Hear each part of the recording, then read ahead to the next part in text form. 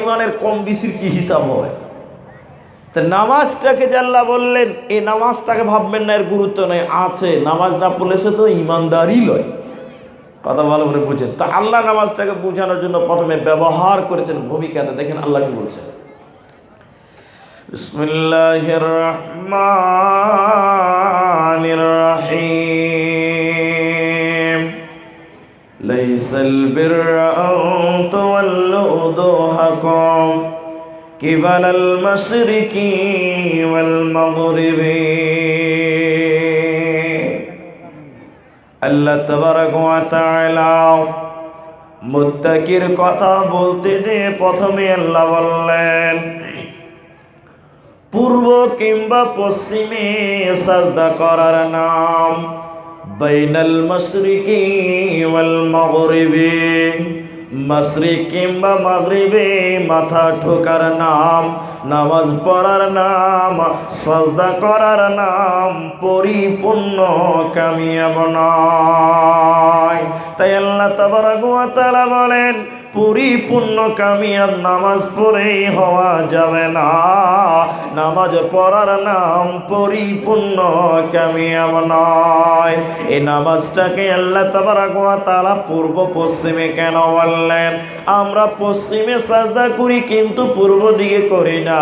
তবে আল্লাহ তাবারাক ওয়া তাআলা পূর্ব পশ্চিমে বলার কারণ হচ্ছে কোরআনে কারীমে আল্লাহ তাবারাক ওয়া তাআলা যতগুলি আদেশ করেছেন, হুকুম করেছেন, শুধু আপনার কিনা ঝাড়খণ্ডের জন্য নয়, শুধু বিহার বাঙ্গালের জন্য নয়, ভারত পাকিস্তানের জন্য নয়, আমার আল্লাহ গোটা পৃথিবীর জন্য আদেশ করেছেন। এবার কাবার পূর্বে যারা থাকবে তারা পশ্চিমে সাজদা করবে, আর যারা পশ্চিমে থাকবে তারা পূর্ব দিকে সাজদা করবে। মানে কাবাকে কেন্দ্র করে নামাজ আদায় করবে।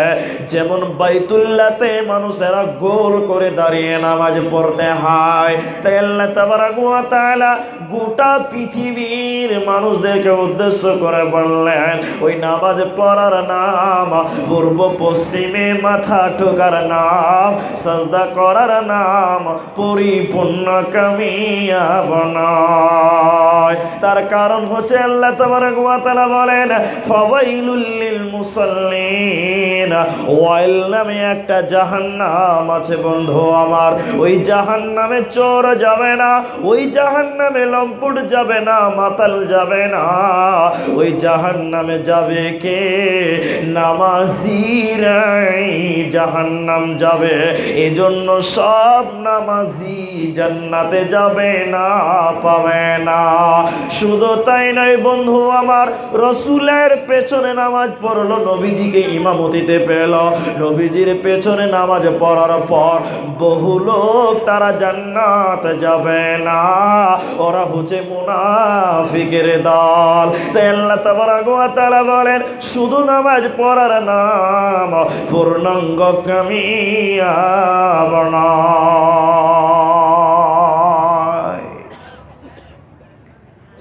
বড়তলা, এই বড়তলাতে এশার আজান হলো, একদম গোটা এলাকার লোক জানতে পারলো যে এশারের আজান হলো, সবাই শুনতে পেল। অত্র বড়তলাতে মনে করলেন 500টা ঘর আছে, 500টা বাড়ি আছে, 50টা লোক এশারের নামাজের জন্য মসজিদে ঢুকলো, জামাতে দাঁড়ালো। এই যে 50টা লোক জামাতে দাঁড়ালো, এই 50টা লোক জান্নাত যাবে? আপনারা বুঝতে পারছেন? 50টা লোক যে জামাতে দাঁড়ালো, নিয়ত বাঁধলো, তে 50টা লোক জান্নাতে যাবে? 50টা লোক জান্নাত যাবে না। কারণ হচ্ছে এর ভিতরে কিছু মুনাফিক আছে। এরই ভিতরে কেউ লোককে দেখানোর জন্য মসজিদে ঢুকেছেন। এজন্য আমার আল্লাহ বলেন সব নামাজি কামিয়াব নয়, সব নামাজি জান্নাতে যাবে না। তবে কি নামাজের গুরুত্ব নেই? মুত্তাকির কথা বলতে যে আল্লাহ নামাজটাকে প্রথমে ব্যবহার করলেন, তবে কি নামাজের গুরুত্ব নেই? নামাজের গুরুত্ব অবশ্যই আছে বন্ধু আমার। আল্লাহর নবী বৃহস্পতিবারের দিন তেনার শরীরে জ্বর আরম্ভ হলো। এই জ্বর হালাতে বৃহস্পতিবার পার হয়ে গেল, শুক্রবার গেল, শনিবার গেল, রবিবার সারাদিন চলে যায়, আল্লাহর নবীর জ্বর কমে না। নবীজির জ্বর বাড়তে আছে, বাড়তে আছে।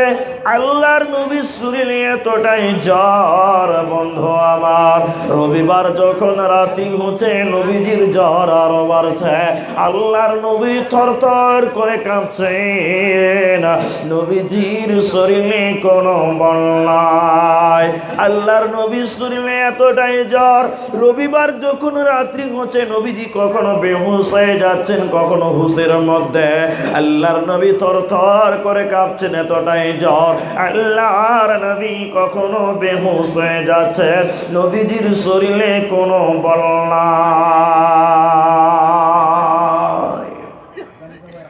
রবিবার দিন গভীর রাত্রিতে নবীজি তাহাজ্জুদের নামাজ আদায় করার পর, নামাজ কায়েম করার পর আল্লাহর নবী ফজরের নামাজ পড়ে বেহুশ হয়ে গেছেন।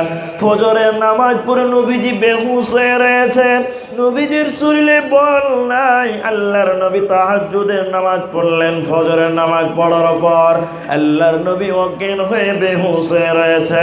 এমন সময় মসজিদে নববীতে আজান দিয়েছে, ফজরের আজান।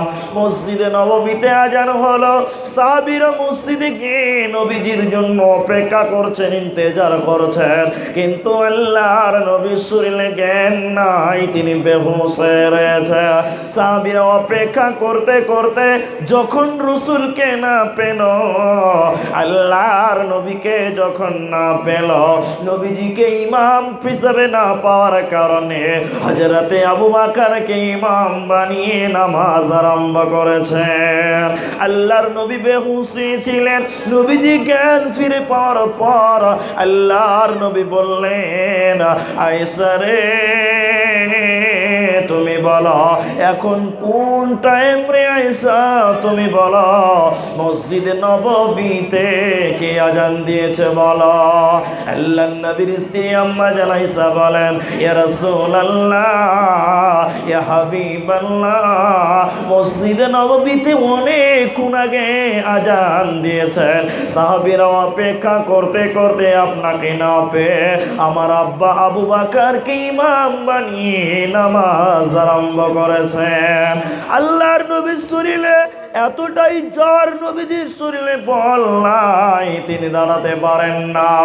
আল্লাহর নবী বললেন, আয়েশা রে আমাকে একটু ধরো, আমাকে একটু ধরো, আমি যাব মসজিদে নববীর দরজায়।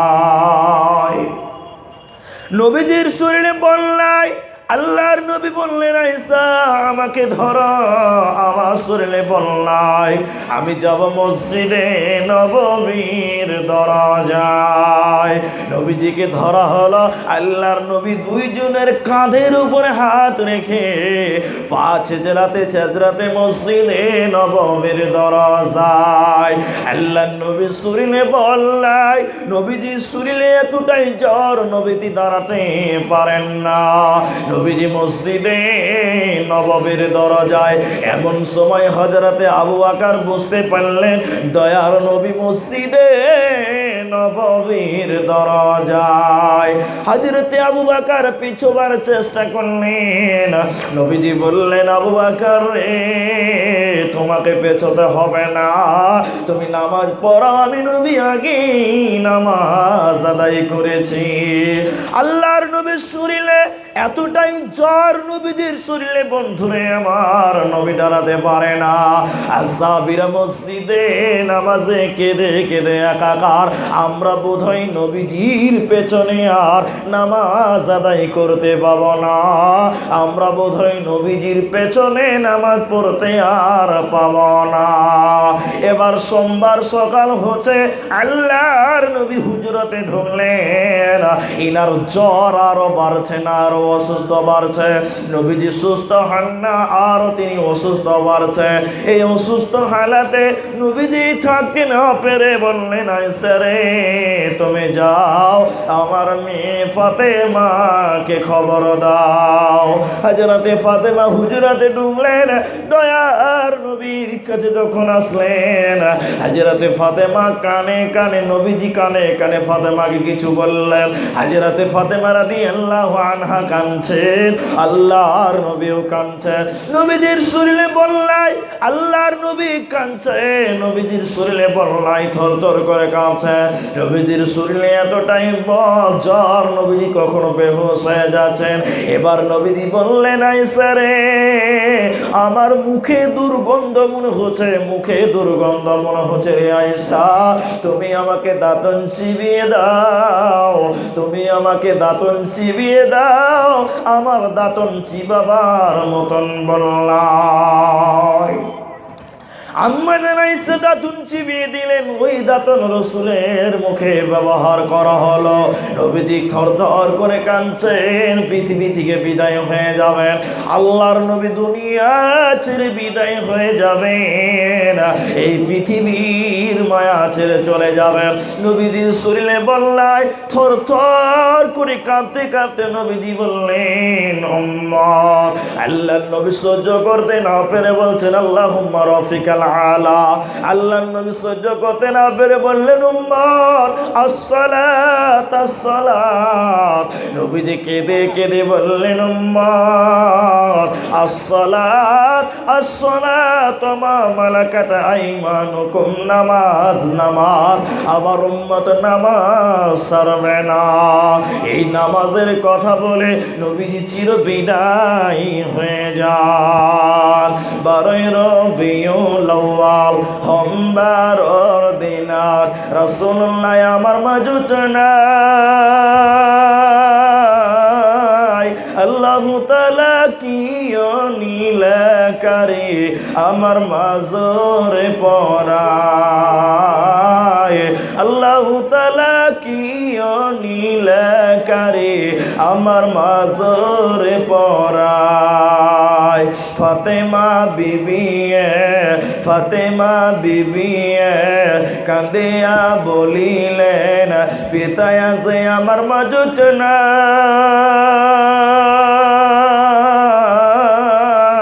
দয়ার আল্লাহ কি নীলাকারে আমার মাজরে পড়ায়। আল্লাহু তাআলা কি নীলাকারে আমার মাজরে পড়ায়। এই নামাজের কথা বলে নবীজি দুনিয়া ছেড়ে বিদায় হয়ে যায়। তাহলে নবীজি অন্তিম মুহূর্তে বিদায় কালেও বললেন নামাজ। নামাজের গুরুত্ব আছে, কিন্তু আল্লাহ শুধু মুত্তাকিটা বুঝানোর জন্য বললেন, এই নামাজ পড়াটাই শুধু পরিপূর্ণ কামিয়াব নয়। নামাজ পড়েছে মানে জান্নাতে যাবেই যাবে, এই গ্যারান্টি পৃথিবীর কেউ দিতে পারে না, পারে না। এটা সাদা বাংলা কথা বলছি, একদম প্লেন বাংলা কথা। কথাটা বুঝার চেষ্টা করেন। আমি একটা একটা করে এবার আলামত বলবো, মুত্তাকির আলামত। শুধু এই কথাটা বাংলা কথা বলার মতো। সব সাদা দুধ নয়।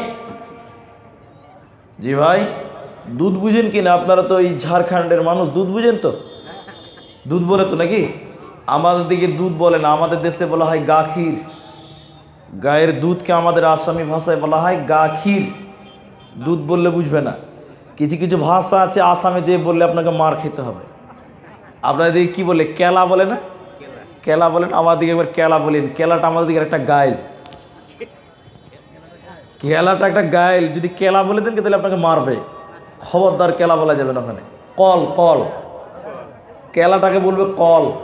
বুঝতে পারছি না, কল কল, কেলা বললে মার খেতে হবে। তা আমাদের দিকে বলা হয় গাখীর, আপনাদের দিকে কি বলে? দুধ। তো এই কথাটা বুঝেন, আপনারা ভালো বুঝতে পারবেন। সব সাদা দুধ নয়, তবে সব দুধ সাদা। সব সাদা দুধ নয়।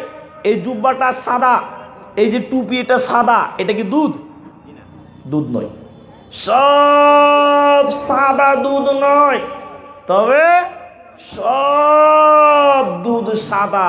দুধ কোনোদিন কালো হয় না, দুধ সাদাই হয়। জি ভাই। সব নামাজি মুত্তাকি নয়। কথাটা ভালো করে বুঝার চেষ্টা করেন। সব সাদা যেমন দুধ নয়। এই জুব্বাটা সাদা, কিন্তু জুব্বাটা দুধ নয়। তবে সব দুধ সাদা, দুধ কোনোদিন কালো হয় না। সব নামাজি মুত্তাকি নয়, তবে সব মুত্তাকি নামাজি। বেনামাজি কোনোদিন মুত্তাকি হতে পারে না, পারে না। সব সাদা যেমন দুধ নয়, সব নামাজি ইমানদার নয়। যতগুলো লোক নামাজ পড়ছে, এর ভিতরে কিছু মুশরিক আছে, এর ভিতরে কিছু মুনাফিক আছে, এর ভিতরে কিছু লোক দেখানোর জন্য মসজিদে ঢুকেছে। এজন্য পৃথিবীর সব নামাজি মুত্তাকি নয়, তবে সব মুত্তাকি নামাজি। বেনামাজি মুত্তাকি হতে পারে না, পারে না। এবার আল্লাহ তাবারক ওয়া তাআলাকে জিজ্ঞাসা করেন, আল্লাহ দয়াল মাবুদ রে, আপনি বলেন আমরা মুত্তাকি হব, আমরা জান্নাতি হব, আমরা জান্নাত জানেওয়ালা হব। তাহলে আমাদের মুত্তাকি হতে গেলে কোন কোন আমাল আমাদের করতে হবে আপনি বলে দেন। আল্লাহ তাবারক ওয়া তাআলা বলেন, ওয়ালাকিন্নাল বিররা মান আমানা বিল্লাহি ওয়াল ইয়াউমিল আখির ওয়াল মালাইকাতি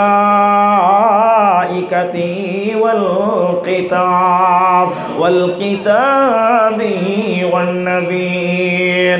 আল্লাহ তাবারক ওয়া তাআলা বলেন, যদি তোমরা মুত্তাকি হবে তো শুনে নাও, পাঁচটা জিনিসের উপরে ঈমান রাখতে হবে। যদি তোমরা পাঁচটা জিনিসের উপরে ঈমান রাখতে পারো, তো তোমরাই হবে প্রকৃত মুত্তাকি, আর তোমরাই হবে জান্নাতি। ওই পাঁচটার ভিতরে আল্লাহ তাবারক ওয়া তাআলা প্রথম নম্বর বলেন, ওয়ালাকিন্নাল বিররা মান আমানা বিল্লাহ। নামাজ পড়ে শুধু বাঁচা যাবে না, ওর সঙ্গে পাঁচটা জিনিসের উপরে ঈমান। প্রথম নম্বর আল্লাহ তাবারক ওয়া তাআলা বলেন, মান আমানা বিল্লাহি, আল্লাহর উপরে ঈমান।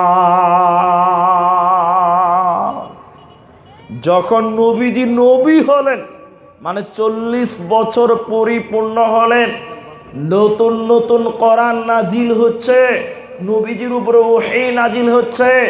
তো নবীজি চুপে চুপে চুপে চুপে দাওয়াত দিতে লাগলেন, ঈমানের দাওয়াত, তৌহিদের দাওয়াত, কালেমার দাওয়াত, ইসলামের দাওয়াত। তো চুপে চাপে দাওয়াত দিচ্ছেন।